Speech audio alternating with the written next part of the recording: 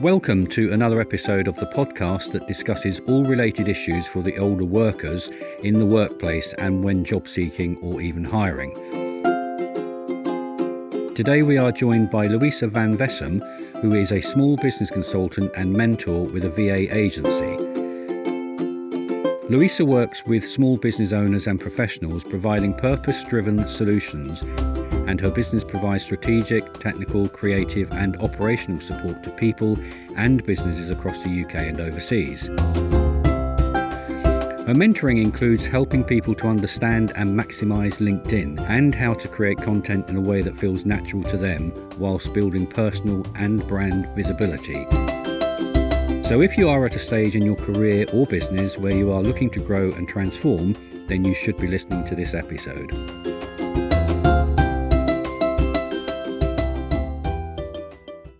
So Louisa, thank you very much for joining us today. It's a pleasure to have you on.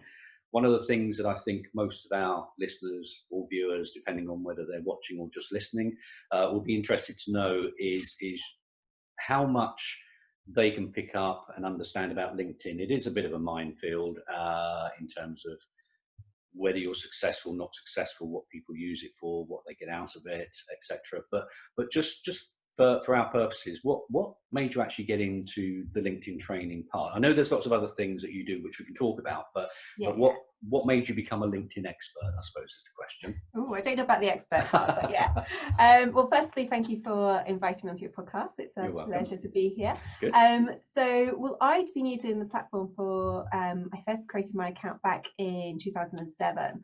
And from about 2010, 2011 onwards, I became an active user, which I think even then it wasn't quite so popular. I mean, lots of people are on there, but not a lot of people are really actively posting like I was.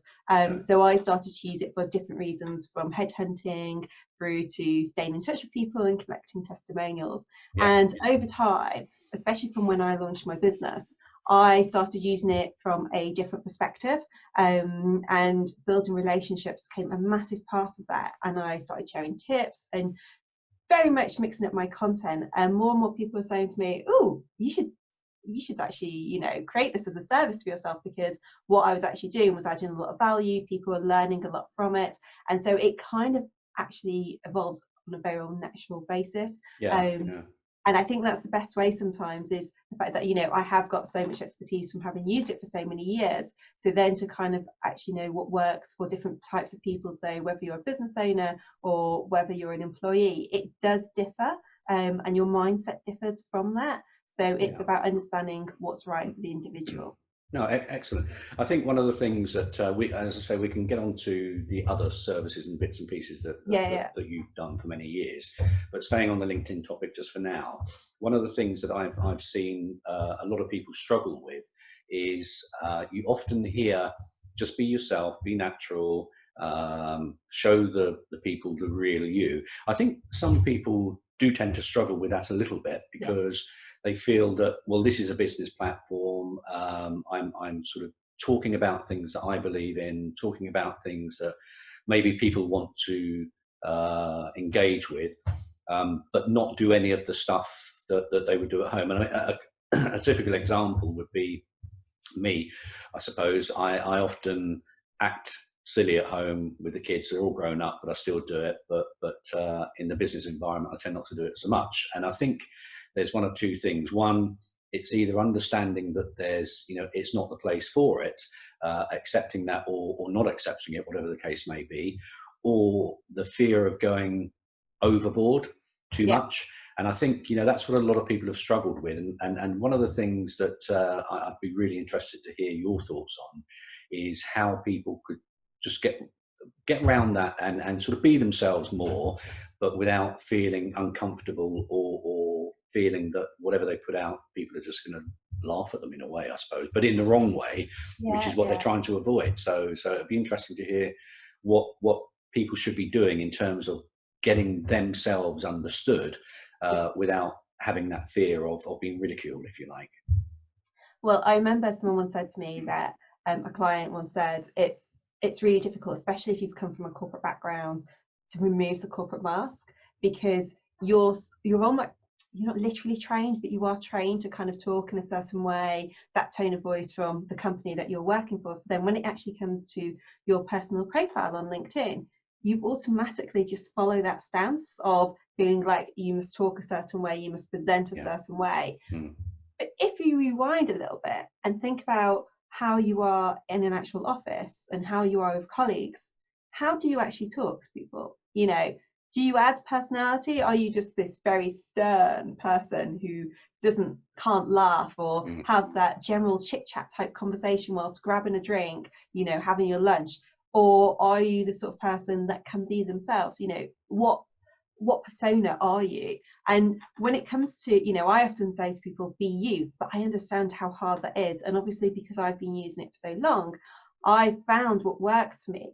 But I think it's about taking those small steps. So, you know, you don't have to create content necessarily to be you. You can have conversations with people on the platform. So if you see a post that resonates with you, you can give your input in that. Now, the language that you use and how you articulate yourself, that is adding personality. So if you feel strongly about something and you're very passionate about that, then the language that you use, your tone of voice, of how that comes across, that is adding personality, and that is being you.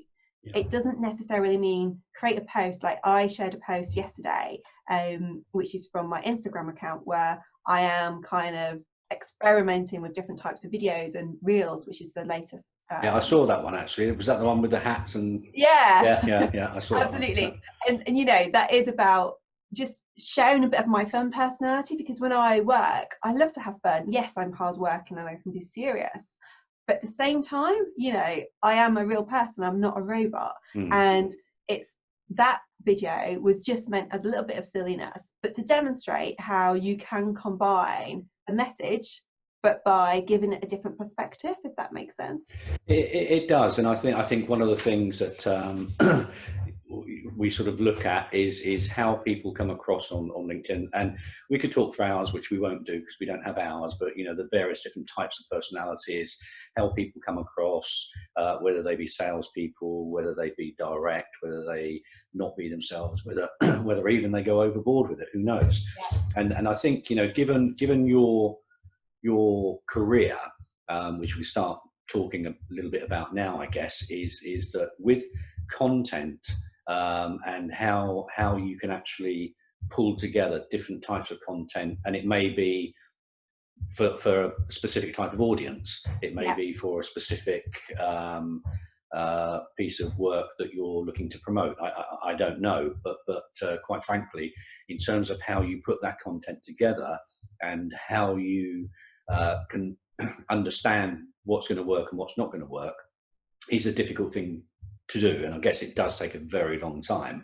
But in terms of your content and everything that you've been doing over the years, what made you actually get into that type of work? Is it something you just fell into, or was it something that you decided you wanted to do because you thought, hey, I'm pretty good at this, so I can do this for a living? It's funny how people sort of get into different roles. No, absolutely. I mean, my background is very varied, and the stuff that I've been involved in has been very varied. So one of the businesses that I worked at for 5 years, I was an exec assistant, but I was also the HR manager and the recruitment manager, and I wore many hats, you know, from process management to all sorts of stuff. So one of the things was mentoring some of the apprentices that we took on, and they would look after the social media and about content. And I guess I've always just had that natural ability to quickly create content. So I had a conversation an hour ago with somebody about their content, and I was saying that when I look through their feed, I actually don't know what it is they're trying to get out to the rest of the world, because she's a nutritionist and the content wasn't really telling me anything, you know. And that's, I think, from having those conversations with people and seeing the different type of content that people put out there and the feedback that I was receiving, it kind of naturally evolved into a service that I offered. And then the feedback that I was getting from the people that were working with me was that actually it really appealed to them, because I'm not the sort of person that goes, you've got to do it this way or it's not going to work. You know, for me, it's about understanding you. So it's about taking that step back and thinking about, okay, why do you do what you do? what is it that's kind of led you there? You know, who is your ideal customer? And I hate that term as well, but you know, who are you wanting to appeal to? And really looking and digging into that detail a little bit, because then if you understand what it is, why you do what you do, who it is that you want to appeal, what you want to achieve, what, you know, what's that end game, then you can kind of naturally bring it all together. And the more conversations I were having about it, you know, I love to see those, again, another cliche, those light bulb moments, but when you can see that, oh yeah, that's a really good idea. And so going back to the conversation I had an hour ago, I was saying the content, it's just not clear on what you're trying to achieve, because it was maybe like a one line, and she said that, well, she heard you're supposed to ask questions because it's good for engagement, but you've got to understand how that actually fits into your strategy. You know, just posting a question, it might get some engagement, but what's the context to that? You know, why are you asking that? And I think that's quite important. I've spoken to a number of people, and again, we've had conversations about, you know, the content. I've had some of my posts that have gained a large number of comments, and I've had some that have garnered 0. And I still do get quite a few of those. And I think it's when that happens, it's trying to understand. For me, I'm getting a bit better at it, and I think, to be fair, we've known each other for a little while now, and you've given me some feedback, which is great. It's understanding why there isn't engagement. And for me, I must admit, it's if you can accept the fact, which I certainly am. I'm not doing it for vanity. I want people to engage that can understand what it is I'm talking about, why I'm actually saying what I'm saying, and if they feel it's important and have something to add, that's fantastic. That's really what I'm looking for. And I think also the thing is, in terms of some of the people that you have worked with, I did look through your LinkedIn profile. And so we've known each other for a while, but I thought, well, I better look at it again before we chat. But I looked at all of the recommendations that you've got, and you've got tons. And the common theme, I think, is there that a lot of people are saying exactly what you've just said, which is, you know, thank you to Louisa, that I now understand about the content a little bit more, so I can focus and concentrate on what it is I'm trying to say, and not be dictatorial or sort of a matter-of-fact-ish. It's sort of trying to engage in such a way that people get my message.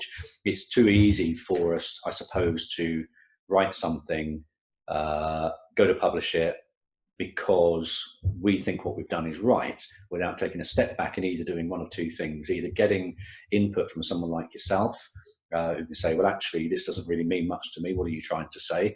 But to me as the author, it means an awful lot because it's here, but it's sort of trying to step back and say, well, actually, how is that being received by my viewers or my audience or people that I'm trying to get the message across to? Because they don't know as much as I know, and they don't necessarily know my message, because my message makes a lot of sense to me. It's sort of like when you do presentations, I guess you can come up with all these fancy things and what have you, and you've got all of these audience members just going, and they haven't got a clue. It's sort of trying to put yourself in their seat. So I think you know, there are definitely a lot of people out there that need that sort of help, and ongoing, even though you may be on a roll. I think it's great to have people that you can go back to and have a checkpoint. Absolutely. You know. And you know, I think going back to your point about having posts which have got 0 engagement, the key is not to, as you were saying, not to get hung up on those vanity metrics, because I know if I put out content which is, I don't know, not a salesy post, because I don't do too many of them, but like a bit more about my services and that I offer, they don't get a lot of engagement.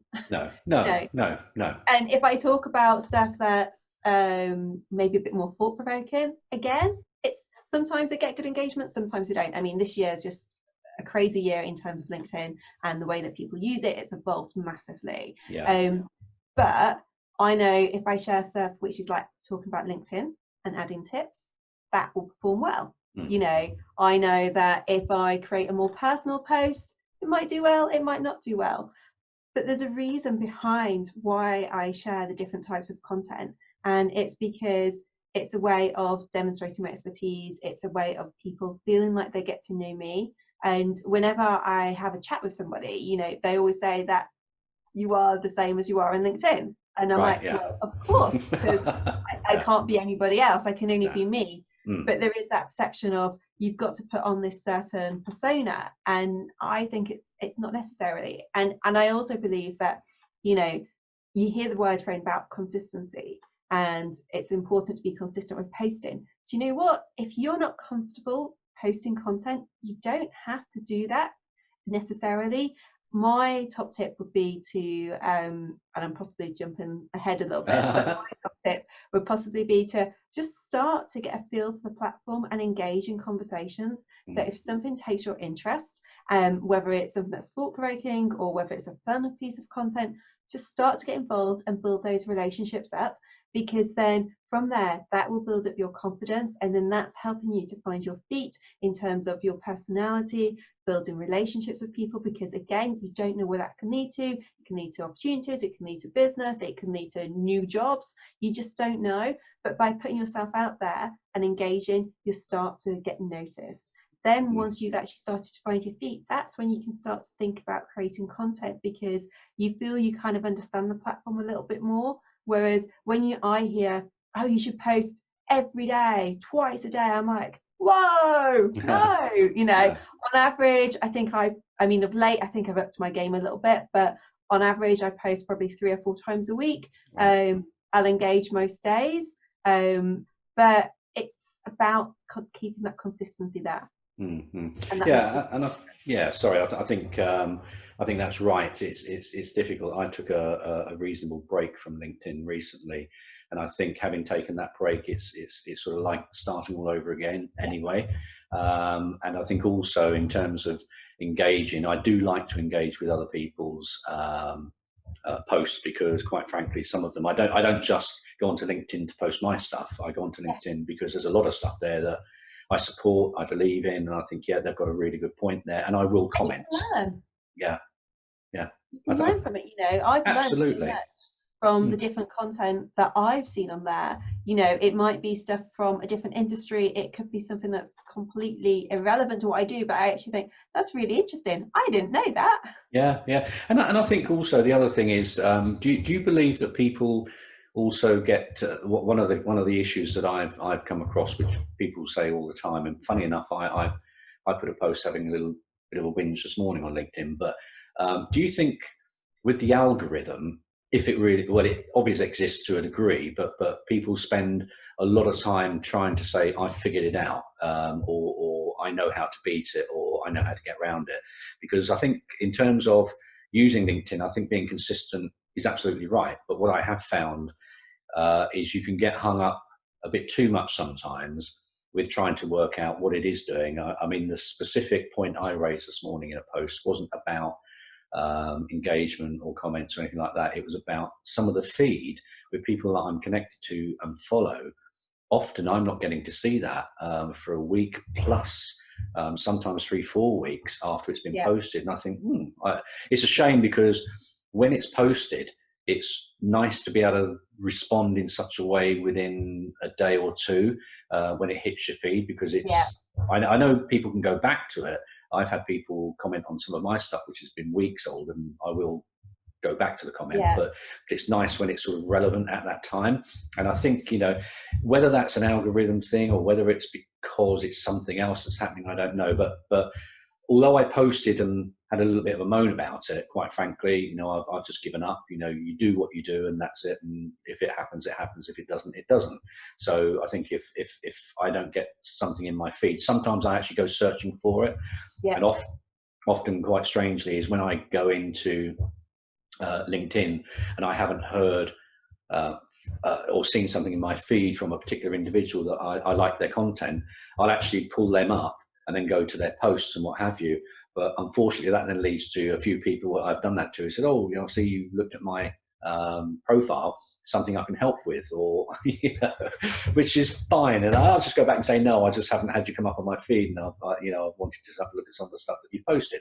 So I think it's definitely good to be consistent, but also you're right, is not to sort of get too hung up. Just be yourself, but people do find that difficult, and I think it's just practice. I don't know whether practice makes perfect, as the old saying goes, but certainly I think the more you do it, hopefully the more people will get better at it. I think also one of the things in terms of which I try and ask most of my guests is that obviously you give a lot of advice to other people with all the experience that you've got about LinkedIn, your services, the content, etc. But turning it on its head, what would you say is probably the best piece of advice that someone's actually given you? Do you know what? I was thinking about this, and I don't know. Right. Because okay.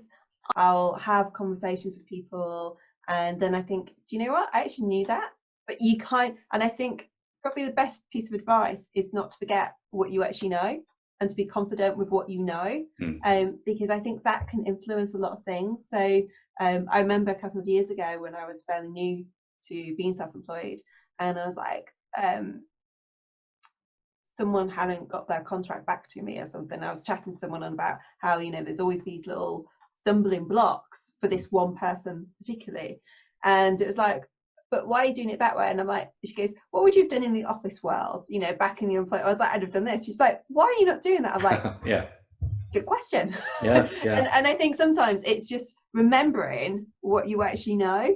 Yes. Yes. You learn so much over the years. And I think this has become more memorable for me even, is that I have learned so much over the years that it's easy to forget stuff, and then you have a conversation with somebody like, oh yeah, I forgot all about that. Why am I not talking about that? Why am I not doing this? And it just kind of gets those cogs moving in your brain again.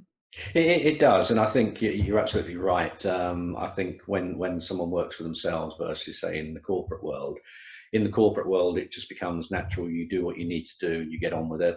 Yeah. Perhaps there's the slight in the back of your mind that as you're working for yourself, you may not necessarily follow the same path instinctively that you would in the corporate world, because there's, again, probably a slight fear that if I pee the client off too much or what have you, then they might take their business away. And it's sort of, again, getting to the point, I guess, where you sort of need to understand, well, actually business is business. They're no different, and you just need to do it. Yeah. And I think, for me back then, it was a case of, it's easy when you're in the employee working environment, you're kind of knowing what you're doing, because you're doing it day in, day out. When you're a business owner, and so, for example, the way that my business is, and the fact that there are different elements to it, it's easy to kind of, you're not just focusing on that one kind of subject or that one topic. It's just taking that step back sometimes and just thinking about that customer journey. And, for me these days, I'm just like, I have a very different attitude, but I think that also comes from confidence of running your own business for a few years. Well, yeah, exactly. I remember when I first started, I didn't want to, many years ago, push the client too hard, because, I might lose the business, they might walk away, I might not get the repeat business. But at the end of the day, it's getting to the point where you say, well, actually, I'm running a business. If they, for instance, if they don't pay your invoice for 60 or 90 days, which used to be quite normal, well, if you're an employee, you wouldn't be too happy if they didn't pay your salary at the end of the month. And it's things like that. So I think it's sort of understanding and accepting these little differences in working for yourself and working for a corporate company. Okay, so in terms of the work that you actually do, I've got a couple of other questions here. What would you say, from a personal point of view, is your most satisfying, I say experience, but what satisfies you most about what you do? Forget the personal bit in terms of I make money or what have you, but your perception in terms of what is it that makes you love what you're doing? Making a difference. Cool. quite frankly, like I love the fact that what I do just makes a massive difference, whatever element it is of my business. But I love that, and the fact that you know that what you're doing is having an impact on someone's success. And I get very passionate about seeing my clients do well in whatever it is, and you know, knowing that I played a small tiny part in it, whatever. Or when I share tips or something and someone sends me a message and saying, oh, that was really good, that really helped me, you know, it gives you such a buzz to know that you're making a difference. For me, yes, money is important because you need to pay the bills, but that's not you know, I don't need to be rich, you know, as long as I can afford to pay the bills, that's kind of cool with me. But loving what I do and being passionate about what I do and having fun, that is what is really kind of like my key driver, and seeing that difference is so important. Yeah, good. Okay, no, that's great. So I think also the other question was, as you're aware that we sort of have different podcasts, and I think this probably equates to both of them. If you were to give a single piece of advice or even two pieces of advice to people using LinkedIn, whether they be looking for work, either a change of a job, or they've been struggling to find a job for quite some time again, and are getting nowhere, and have gone to LinkedIn to try and use that to boost their chances or opportunities, a lot of people have come back and said, well, it hasn't really, and I don't know what to do. In addition to sort of the content, is there a piece of advice that you give people of what to do with LinkedIn, how to use it? You mentioned before you're in HR, etc., and one of the other things I think is there's a lot of people who are saying, not necessarily HR specific, but recruiters or internal, external recruitment companies, and possibly what used to be the personnel department. I don't know if they still differentiate in HR departments of people who do the recruiting versus the human resources bit. But people do say that they're trying to use LinkedIn to apply for roles or to seek out how they can actually get new jobs out of using LinkedIn. And do you believe that the content that they provide once they're a member of LinkedIn can help them, or is there something else that they can do as well? So one of my LinkedIn clients is a careers coach, and she also does CV writing for people, and so I've helped her with her content for LinkedIn. And one of the things that she has said is that the people, because she has come from a recruitment background, and she's actually gone back. She was offered a job as a recruiter again because of her own content that she's been sharing. So one of the things is about being present. So she'll hear from people that they're saying, oh, LinkedIn's not working for them. They can't find a job because, you know, they've been on it, they've looked, there's just nothing. It's just not happening for them.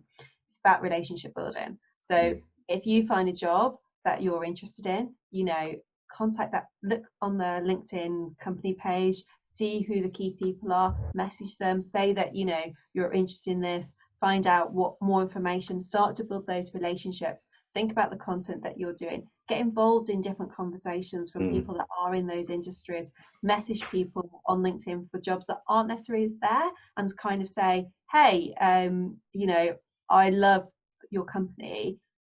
Admittedly, you might not be looking for someone right now, but if you were, what type of things would you be looking for from somebody? Because, okay, they might not answer, but they might. And it could just be a way of you kind of being shown and being active and being memorable to them, so that they think, okay, we're not looking now, but I know for a fact in 2 months we're going to be looking for someone, and that person sounded just like that person we want to employ. So by building those relationships, by networking, you know, it's so important. You can create your content and you can talk about what you do, but also network. Yeah. Okay. So all about networking, using LinkedIn as more of a direct approach to individuals, and actually seeking advice from them, I suppose, because if they're the experts in their field, it's good to ask them a direct question and their advice, which, okay, that's absolutely. Because I know from my days of recruiting people, you know, I knew what was being planned for in the next to next month, 2 months, 4 months. And if you think about the time of year that we're in at the moment, we're about to hit November. Yeah. Okay, so November, December can traditionally be a fairly quieter time on some industries, at least the industries that I've worked in. But then January is often the time when people actually start to rethink jobs themselves. So then other jobs could become available. So if you start to actually think about who it is that you want to be working for, what type of company, and just connect with people on LinkedIn and open up that dialogue with them to kind of say, as I say, you know, what is it that's your recruitment process? What advice could you share with me? Is there anything you could tell me? Because I'm really passionate about your company, what you have to offer. You know, your values align with what I believe in, and you just never know where that can lead, because I have heard of quite a few people getting jobs that way. I mean, that's good to know. I think it's sort of like, for me, I guess, just being persistent, because like anything, people complain, they send CVs out, they never hear anything back, and all this sort of stuff. And it is tough. You know, I try to be balanced in my understanding of the situation, because I think given two situations. One is the pandemic, which a lot of people are losing their jobs, but the other one is older workers, if you like. The retirement age is creeping beyond what it used to be, and will creep even further. So people either need to or want to be in work longer. So therefore, there's probably more people hunting jobs across all age spectrums. And I think in terms of the CVs and applications that some of these departments or companies must be getting is absolutely huge. So I accept the fact that they can't get back to all of them. We know that, but it's just good to understand how people can use LinkedIn, which you've just described, of making that personal contact as a different way to say, look, you know, you may not be looking right now, or I suppose even if you look at a job, a description, and you think it's probably not me, or it's too senior, or it's sort of slightly off the curve. However, I think given what they do as an organisation, I think my skills would be good, and it's making that contact, I guess, to sort of say, look, I know you're not looking, but please, you know, would you consider me for any future positions that you have, etc. So yeah, good advice. Exactly. And then the other thing to think about is the actual profile itself. So when it comes to it, you can add the green circle that says open to work, I think it is, or open to network. Make sure in your headline that you have the keywords that you want to be found for. So think about the industry, think about the keywords that are specific, so that when an employer goes to tap in that they're looking for someone of a specific skill set, that you're going to come up in their searches, because that can really make a difference. And then when it comes to your about section, again, talk about your achievements, talk about what it is that you can offer. You know, don't just say, so often when I see people that are looking for jobs, they'll just have operations manager at blah. Now, operations manager, as I'm sure you're aware, means so many different things to so many different businesses. You know, it's like marketing manager, that it's just a very, very generic title. Whereas if you think about those key skills that it is that you need to have for you know, a particular role, that is what's going to make a difference. So then you can add the context about that in your about section, but then also work on your experience part as well, and make sure you have about your achievements. Don't just make it a CV, because it's not that.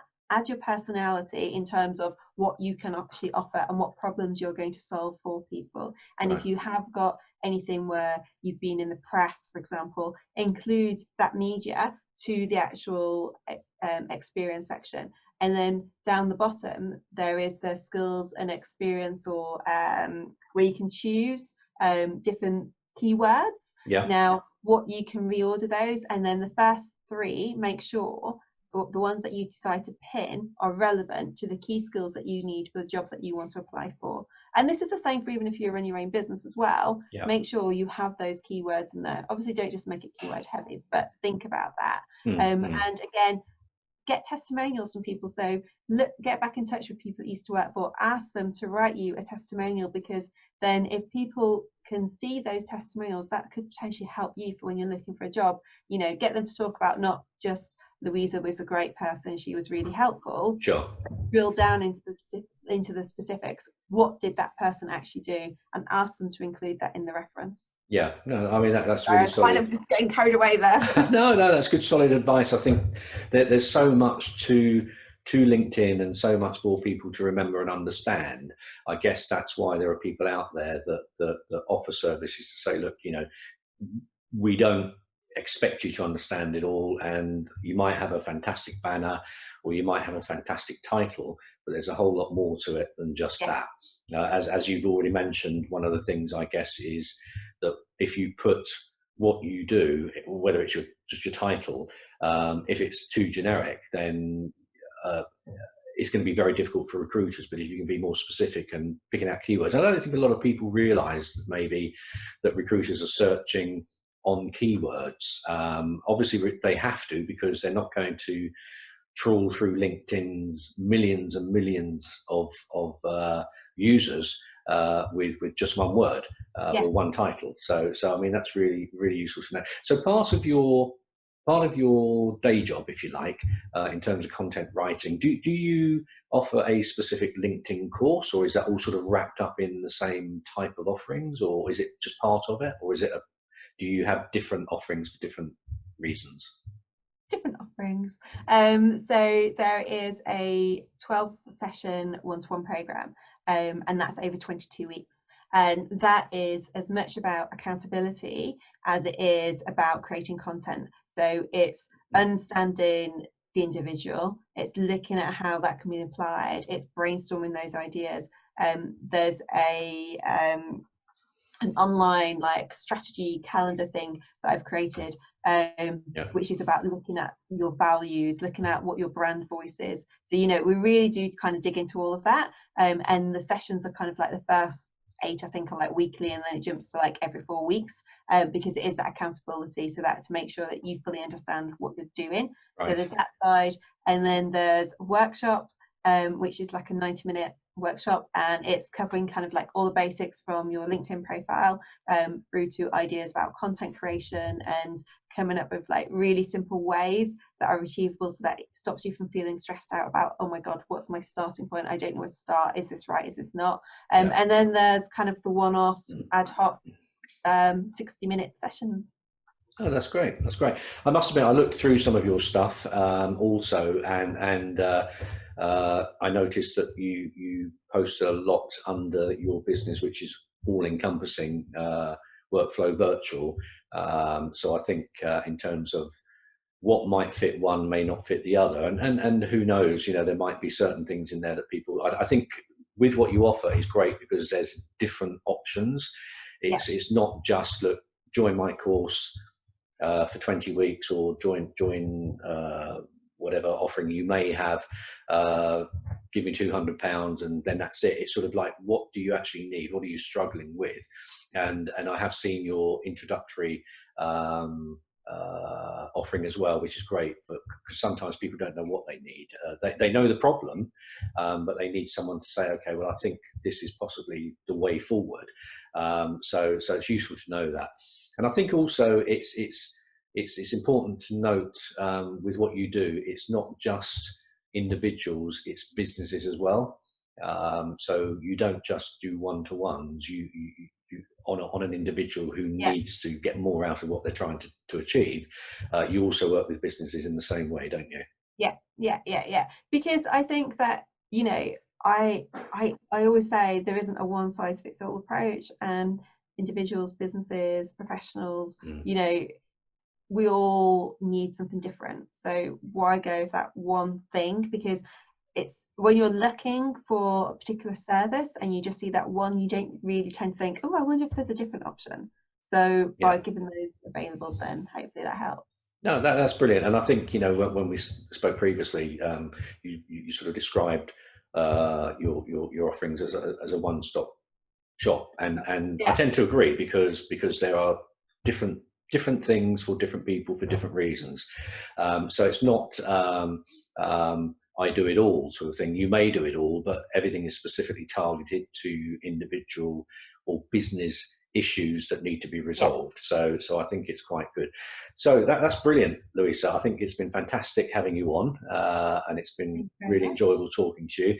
And I think for anyone listening, for me, it's really about if you're struggling in the business on the content side or all the other stuff that you do, or as an individual, whether that be I just want to grow my own personal business or I'm looking for a job and want to use LinkedIn more, then clearly they can come to you for that advice.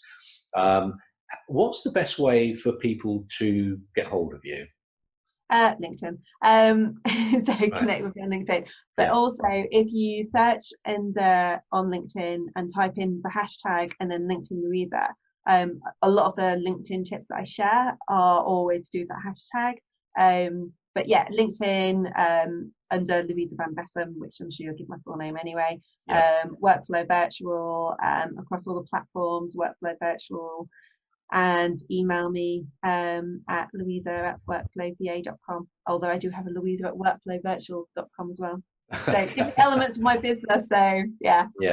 But I think a good start is LinkedIn, as you say, because I think if they can follow your hashtag, there's lots of stuff that I know that you give away free online in terms of tips and tricks and advice and what have you, and that would be a great starting point for someone. But clearly, if anyone wants to have that one-to-one with you, then we'll make sure that on the bottom of the screen here will be the various different contact methods for you, and hopefully people can gain something out of this and learn a lot more about what you can offer, and hopefully be in a position where they'll come back sometime in the future and say, yeah, I listened to this podcast, got hold of Louisa, and she did the job for me.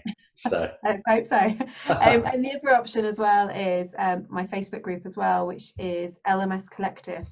And in there, we'll share like all sorts of tips as well, and tech tips from the guy that runs it with me. So it's just another avenue of kind of giving out free content to hopefully help people and help. I must admit, and I'll second that, because I am part of that group and I do follow and read some of the stuff. I don't, to be honest with you, use Facebook a lot myself, but occasionally when I go in there, because I get a message pop up, it's somebody's birthday today, I think, I better log on then, and then I'll start looking at some of the stuff. So I think it's great. It's not a case of, for me, getting something for nothing all the time. It's a case of understanding and thinking, that really makes sense, and this person I can resonate with about that issue, and hopefully that's where the sort of relationship starts from.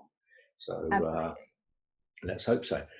So Louisa, thank you for joining us, and I'm really looking forward to hearing back from anyone that has made contact as a result of this podcast and managed to either find themselves some work, whether that be through a job role or whether it be through building their business, on the advice that you've offered here, but also can offer going forward. So really, really grateful for all of the input that you've given us today, and hopefully the listeners have found this of interest. No, thank you so much for having me. Really appreciate it. If you are affected by age diversity issues at work, or are experiencing problems seeking employment and believe that your age is a barrier, or if you are an inclusive employer who actively embraces the older worker and are interested in the services and help we can offer, then please contact us at www.agediversitynetwork.com or simply follow us on LinkedIn.